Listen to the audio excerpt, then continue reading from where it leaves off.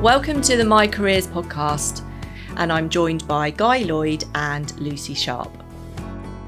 Welcome to the podcast, Guy. Thank you, Jo. So can we start maybe, Guy, by talking about your career and experience of being a sales professional?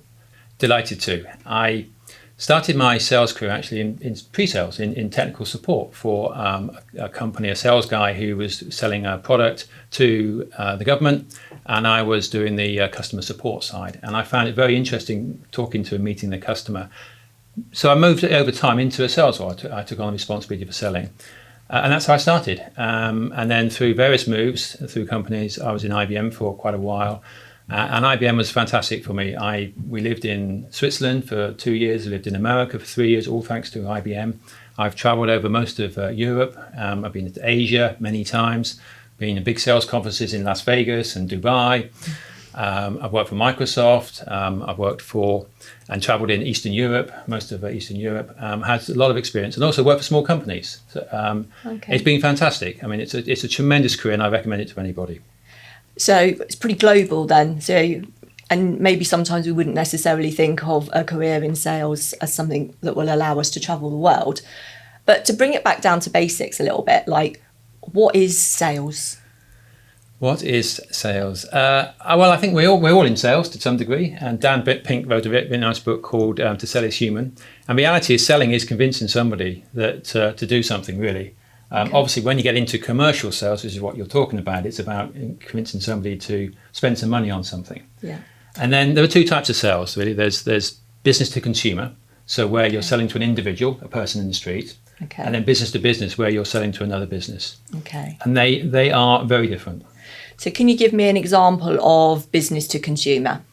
Business to consumer, working typically in a shop, in maybe a department store, possibly in a car dealership. Okay. Could be in a estate agent selling houses, Yep. that type of thing, where it's quite transactional, i.e. there's not a lot of extended discussion. You're probably talking to one or two people as the salesperson.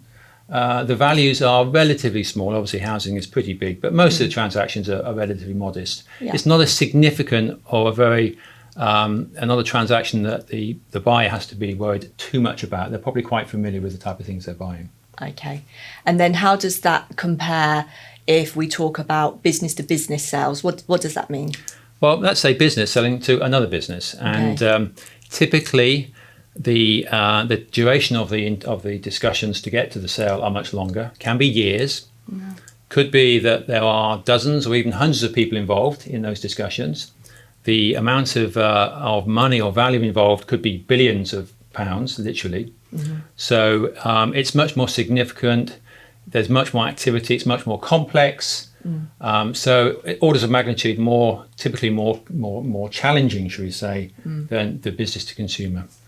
Okay, so but selling as kind of like when we look at the skills required for selling, if I was a young person sitting in a classroom at school, I don't know, I'm in year 10, year 11, how would I know if I had the skills that might make me a good salesperson? What do they start with? What do they look like to a young person? Well, there's no stereotypical salesperson, that's for sure. And the image of somebody in a flash suit with a red tie is really gone, particularly in business to business sales. Okay.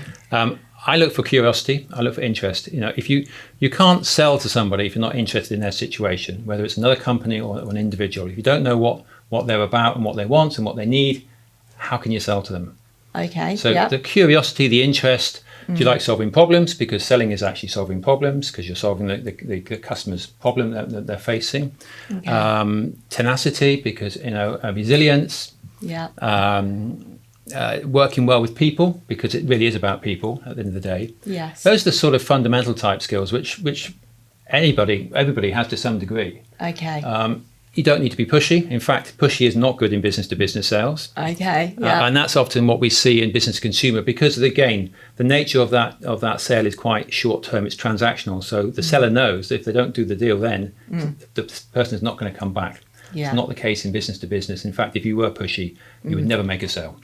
So it's quite important that you are, a good like people person. You're able to like understand people. Maybe you have like empathy, so you can understand what it is that kind of like what they need and how to meet that need. Is that kind of what we say about sales? Absolutely. Good emotional intelligence, as they say, is important. Yeah. You need to understand people. There are lots of skills that you need. The understanding people and what makes them tick, what's important to them. Being able to actually ask good questions to actually uncover the needs they've got. Help convince them that what you're doing is actually in their benefits, and the risk of investing in that thing is minimal, because that's what puts off most businesses actually is the risk of change. And in fact, an individual, if you think that purchase is not a very sensible one, you're not going to do it, are you? No, I guess so. But part of sales, that's something that's really important as well, is actually being able to listen, isn't it? Absolutely, yeah. Be careful with the really chatty ones, because the most important skill actually in some ways is listening. Okay. Asking good questions and listening to answers. Yeah. The more the customer speaks, the better. The less you speak, the better. Okay. It's not about browbeating somebody into your point of view. It's about helping them discover and make their own path to that conclusion. Yeah. Right. So careful questions, good thinking, good listening is really important. And so it's not about being an extrovert. No. Okay. No, that is helpful, because you're putting it into uncomfortable situations, maybe where you're meeting people you haven't met before. But it's not a requirement. The best salespeople are not the most extrovert, that's for sure. They're balanced. They're balanced people. Right. Okay. Being able to present is an important part of selling. Yeah. But it's not the only thing. It's not what it's not what it's all about. But absolutely, the more practice you get on these things, the more comfortable you become, the easier it is. But it's still, if you're going into the boardroom of a big enterprise company, that's still nerve-wracking for anybody. Don't kid me. Yeah. But you say the more you do it, the more comfortable you can become, and the more polished you are. And it's all about being confident. If you're confident in your message, your audience will be comfortable and confident in what you're saying. Yes. Yeah. So practice makes perfect, as they say. Yeah. And you need to know your stuff, don't you? You need to know what you're selling so that you're able to sell it with authority. To ensure that person then feels confident that they're buying the right service or the right product. Yes, it's being confident in what the customer's need is. Yeah. Okay. Because what it's all about is explaining how the customer's situation is going to be improved by the investment in what you offer. Okay. If you don't understand their situation, if you're not curious about their situation, all you're doing is talking about speeds and feeds of what you've got to offer. Yeah. And you're showing no empathy or understanding about what their situation is. Okay. So if we were thinking about where a career in sales might start, what would you see as like a real, like the entry point into sales for a young person, maybe in year 11? They've just finished their GCSEs. They're thinking, I'm gonna get a job in the summer. So is that a good way to kind of like dip your toe and start thinking, do I like dealing with customers? Am I good at upselling? Maybe someone comes in for one product and they end up walking out with more. Is that what we would call like an entry level into sales? I think anything where you're dealing with sort of customer service type jobs, so on a sort of sales floor is great. I mean, I started in, for those who remember MFI, flat pack furniture, okay. I worked on the sales floor there, and that was great fun. A lot of money. I paid tax when I was still a 16, 17-year-old. That's how much, it was great. Yeah. But really enjoyed the discussion, helping people fit out their kitchens, fit out their living rooms. And that discussion, I think, really helped me to decide, yes, I enjoy this. I enjoy helping people. And it is about helping people. Fundamentally, you're helping an individual or a company to get to a better position. Yeah. Think of sales a bit like a doctor's job is to make the patient better. Yeah. A professional salesperson makes their customer's business better. Okay. Yeah, we're making things better. We're a service industry. So anything in customer service is a great foundation for this job. Yeah. So, every business has sales. Every single company, every single organization has sales, whether even the charities, they're selling the concept of donating to the charity. But, businesses, absolutely, without a sale, there's no business. No. And so they are really the forefront of commerce. Without successful sales functions, no business can survive. No. So the sales profession It's really important, isn't it? It's vital, I think, and we don't have enough salespeople. We have something like 90,000 vacancies at the moment for salespeople in the UK. This is for business to business sales. We have about 30,000 people entering the profession each year. Okay. Of that, a minimal number have qualifications. Yeah. So if you enter the workforce with some qualifications, you will be in high demand. Gosh, well, that's good to know. The ranges of earnings for a starting salesperson is quite broad, I think. I would have thought that sort of person could earn 25, 30, 35,000. Yeah. If you're in the right business with the right type of need, they will pay well for a good salesperson. And you can prove yourself very quickly and progress very quickly as well. So in 5 years' time, you could be earning double that quite easily. Okay. The best salespeople who are working for larger enterprises are probably earning well into six figures. And in fact, it's not uncommon for the best salespeople to be earning more than a chief executive. That is not uncommon. And they do that by hitting their sales targets? Yes, they do. Most salespeople are measured on a revenue, the amount of sales they make, and they get paid a percentage of that value as a commission. Yeah. So you have a base salary, which is usually quite nice, and then you have almost the same again, typically in commission. Yeah. And then when you earn more than your target, so you asked to sell £1 million worth of something, Yeah. and you sell £2 million worth of something, you're going to get twice as much commission, or even more than that. Because when you make your target, often you get accelerators, which means you actually get a higher percentage of the sales value than before you make your target. Okay.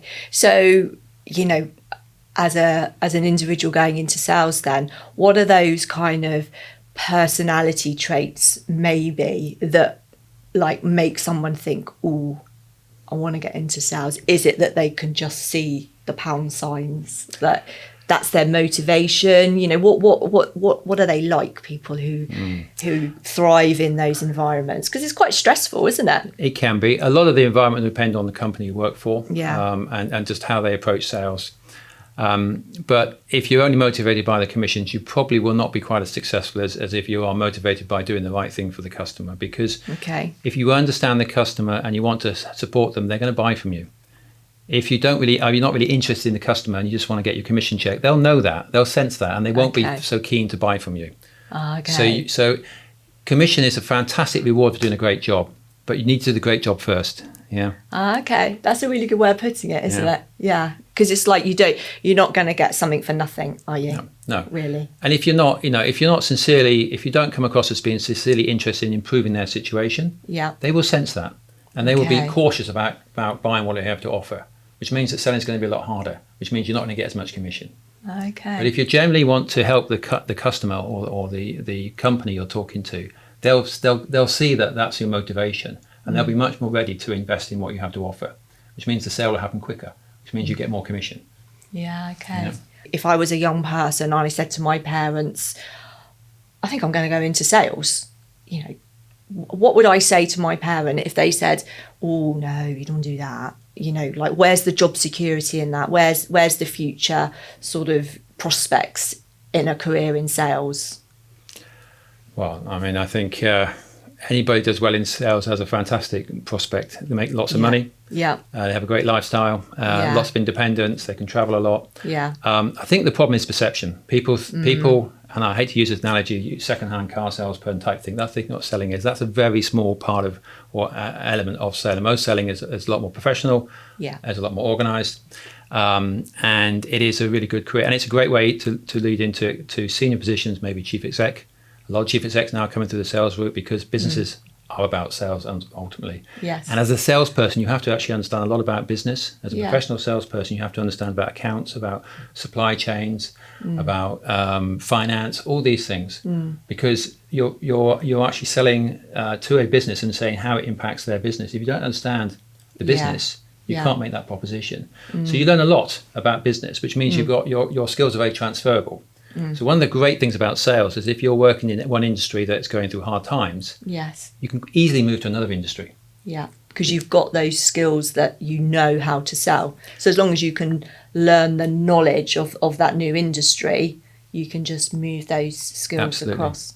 And it's interesting you talk about understanding a business. So again, if we're taking it back into the classroom and progression routes, studying subjects like business and economics, they're going to really help give young people an overview of like how finance and the business world works, the impact of it. Absolutely. So those could be quite good subjects to study.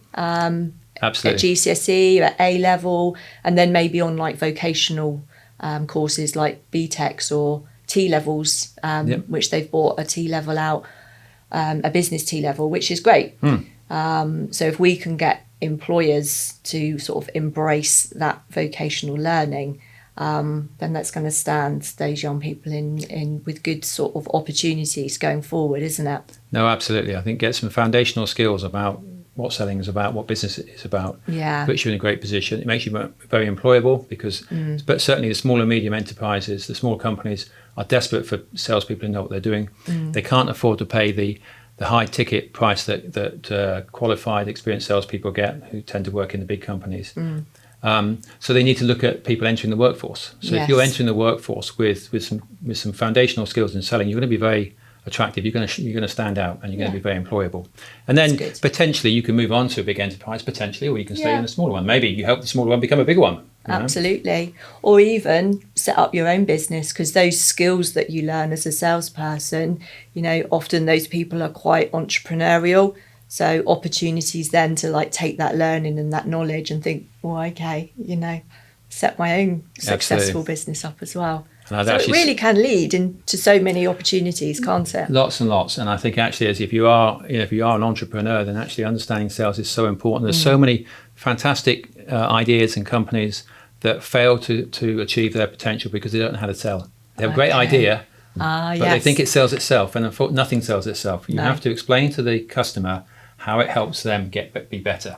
Yeah. And if you can't do that translation, that's sort of, okay, all these wonderful bits and pieces in this thing, this product, this is how it impacts you, this is how it makes you better, how it makes your life better, how it makes your business better. If you can't do that, people aren't going to invest because they don't have the understanding to do that themselves. That's selling. Yeah. So a lot of entrepreneurs make the mistake of thinking that a great product sells itself. It does not. No, they need good salespeople to do it. I'm now joined by Lucy. And Lucy, you are a client manager at Virgin Media O2 Business. Is that correct? Yes. Hello. Hi, Lucy. Thank you for joining us on the podcast. I wonder, Lucy, could you share with us your sort of career pathway into the sales profession from when you were studying your A-levels to how you ended up as a client manager at Virgin Media O2 Business?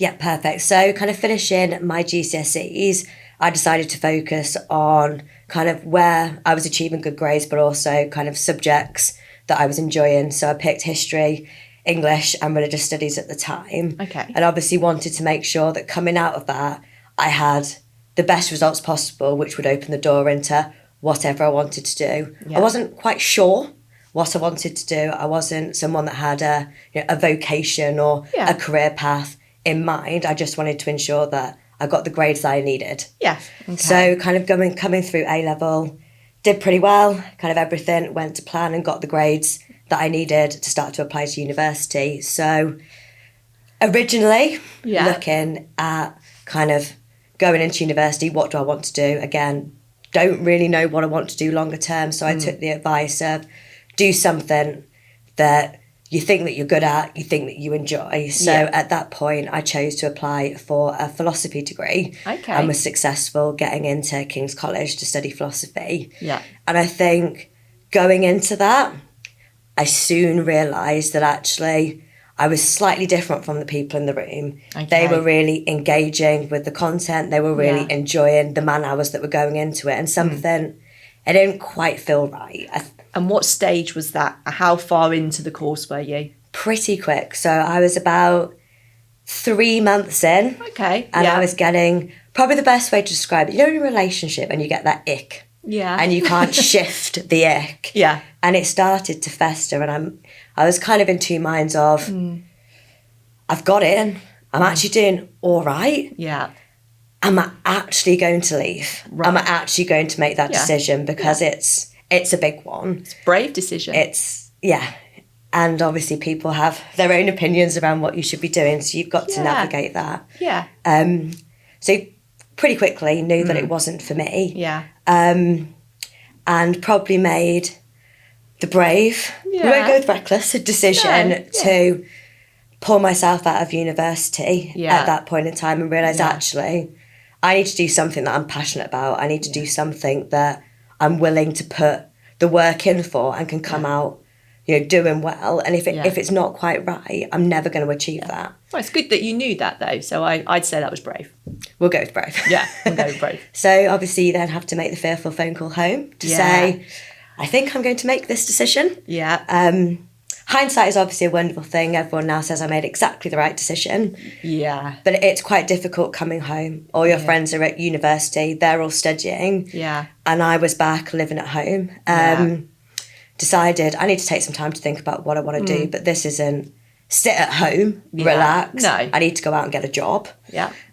So started working in retail, Yeah. working in pubs, Yeah. and kind of being on that scene. And actually realised I like talking to people. Yeah. I need to be with people.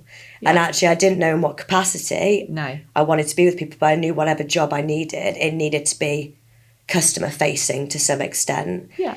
And that kind of spurred me to look at different degrees, look at what was going on. Yeah. And what I realised to be customer facing, I probably needed to be in a big corporate. Yeah. And what better way to understand a big corporate from outside looking in than to go to study something that would give me kind of a foundation level of Yeah. learning. Okay. So I made the decision that business studies would be my kind of chosen route, and that would be a course that I wanted to entertain. And I'd pick modules that were, finance, law, marketing, PR, give me a good holistic view. Yeah.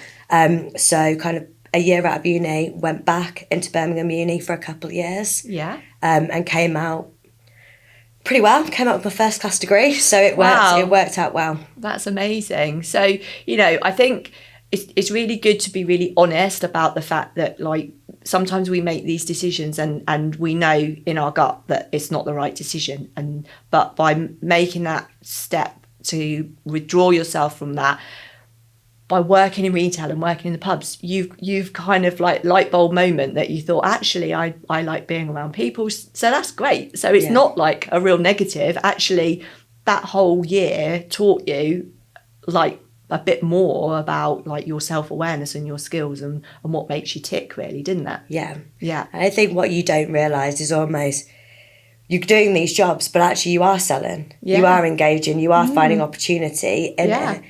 And it's pretty tough. I mean, I was working from 10 a.m. till 2 in the morning sometimes. Wow. And kind of realised I probably prefer to do something different. Yeah. But actually the skills that I'm learning Yeah. and the things that I can take from this into a career are going to be invaluable. Yeah, brilliant. So that's what we call kind of like transferable Yeah. skills, isn't it? So you got your degree.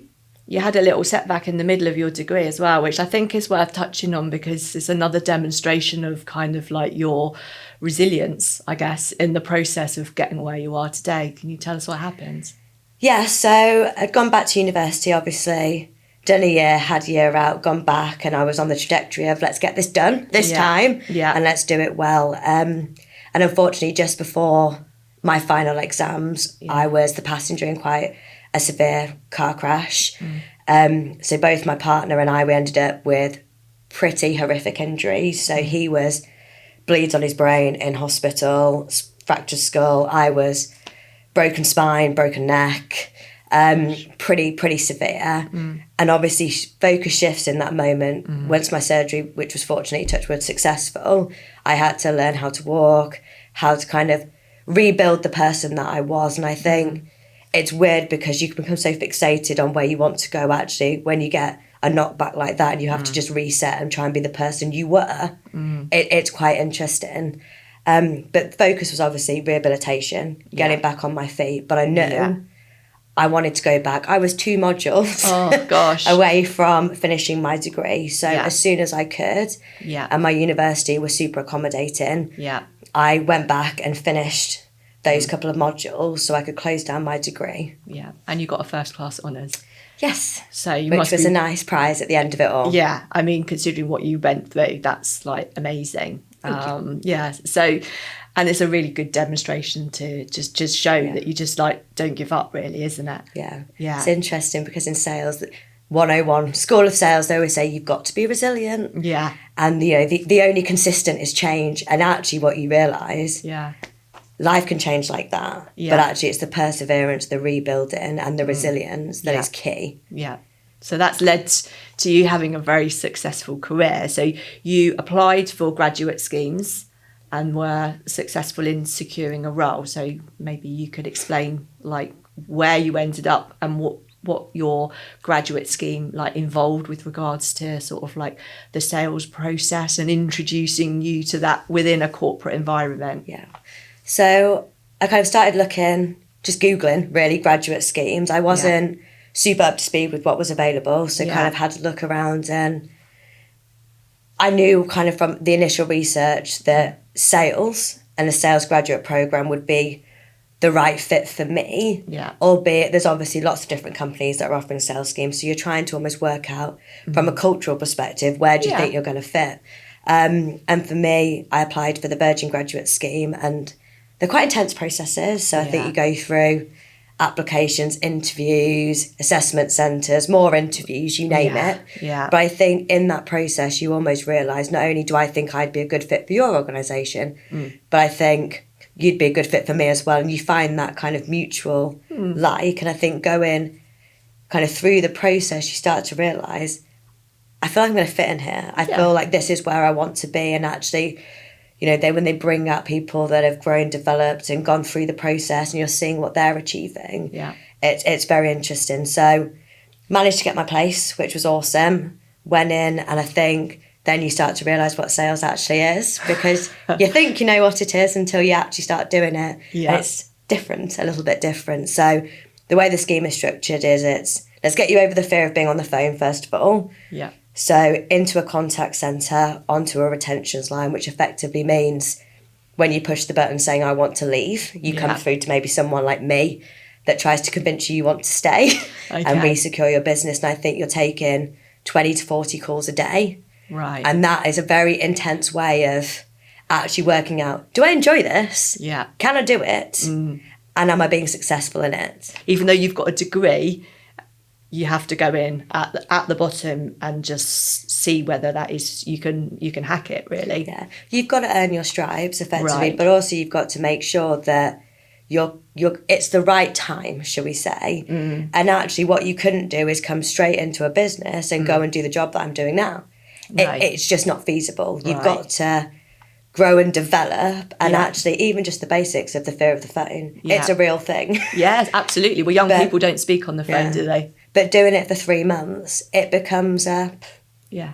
I can do that. So you kind of move through that. Yeah. Then you go into more of a desk-based account management role, which is selling a small set of products to a larger customer base, maybe 80 different customers that you're managing. Okay. So you're starting to get that more strategic selling Yeah. rather than kind of your broadbands or your phones that I was selling in the contact centre, but still with the comfort of a big team, office environment and a lot of mentoring and coaching. Okay. And moving on from that, kind of typically the third and final rotation is around putting you with some of our field-based account managers. So effectively you can see what they're doing, work with some bigger, more strategic accounts, but also with the comfort blanket of if you fall, someone's going to catch you. Okay. Which is nice when you're still training. Yeah. So I'm going to manage all the business as usual day-to-day stuff. Yeah. But actually I can get exposure to some of the more glamorous strategic opportunities and how they're being managed through the business and with the customer. Yeah. So it's a very intense, quick program that gives you a lot of foundation skills. Yeah. In probably 18 to 24 months, you are feeling pretty ready, albeit never completely ready, to move into kind of the world, the real world off the grad scheme. Yeah. Okay. And so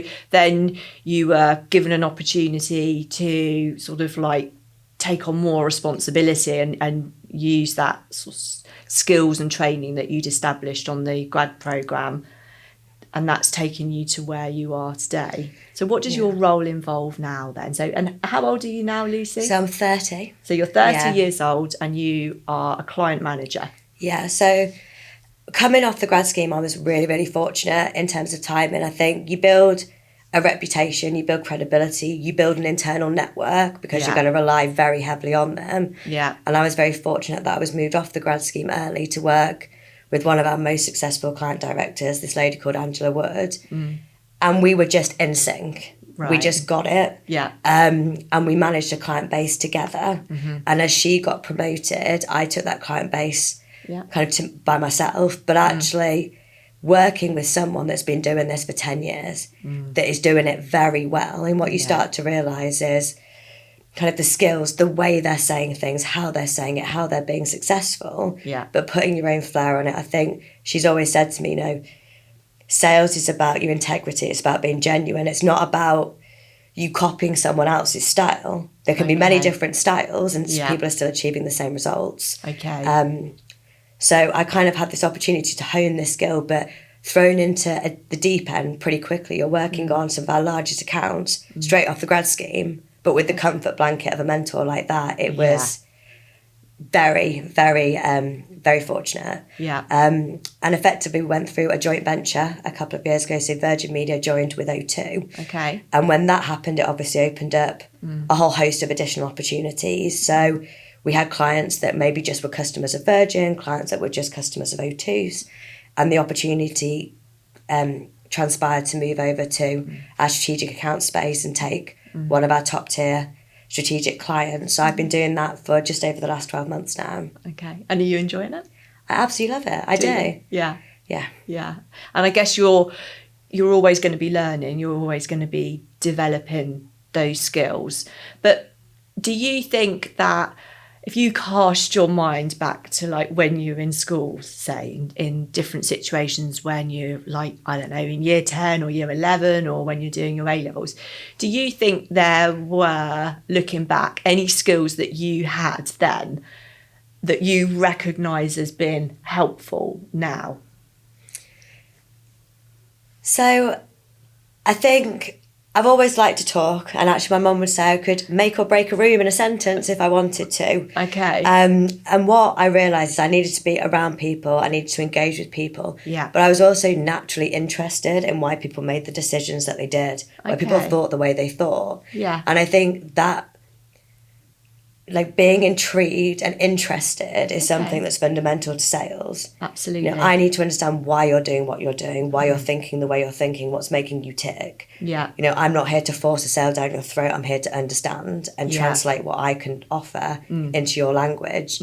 So I think that was something, just being inquisitive, wanting Yeah. to understand. Yeah. But also, you know, I've always been a chatterbox. I've had to learn it's not what you say, it's how you say it sometimes. Yeah, And sometimes fair enough. passion has to come off in the right way. Yes. But I think they're probably kind of the two things that I'd say led me almost into sales. If you're looking at kind of that young age, I'd Yeah. probably say there are a couple of things. And when we were speaking to Guy, he felt that like a lot of sales skills were related to like problem solving, because you are trying to solve a problem for your client.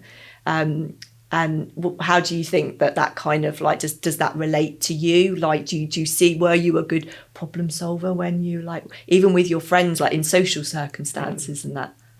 Yeah, I think so. I think, you know, it's looking at things holistically, not jumping to conclusions Okay. either. So actually, you're never going to have complete clarity of information, but you need to gather as much information as you can quickly to make an informed decision. Yeah. And I think I used to be, I probably don't know how to say this almost, you know, friends are having arguments, friends are having moments. I probably inserted myself in it, tried to navigate it, be the puppet master, be the mouthpiece, and also try and help people articulate what they're trying to say. Because a lot of the times people hear what they want to hear rather than actually what's happening. Yeah. So I think in that setting, yeah, and actually if you get engaged in, you know, sports teams, etc., drama, whatever it might be, not everything's going to always go to plan, and actually being able to deal with unforeseen circumstances, not panic, take a moment to breathe, and then work through the problem. But also, it's not in sales, the onus on the salesperson by themselves. It's team sport. Okay. So actually, we might have problems that touch many different areas. Yeah. Or actually, the solution might be a technical one, a commercial one. Sales is an overarching message for a lot of people that work together to make stuff happen. Okay. It's a really good description. And so if there was one piece of advice that you would give to someone who is in year 12 or year 13, what would it be about sales? About sales? Yeah, about just getting into sales. What's the real benefit, do you think? Is it the car you drive now and the holidays you go on?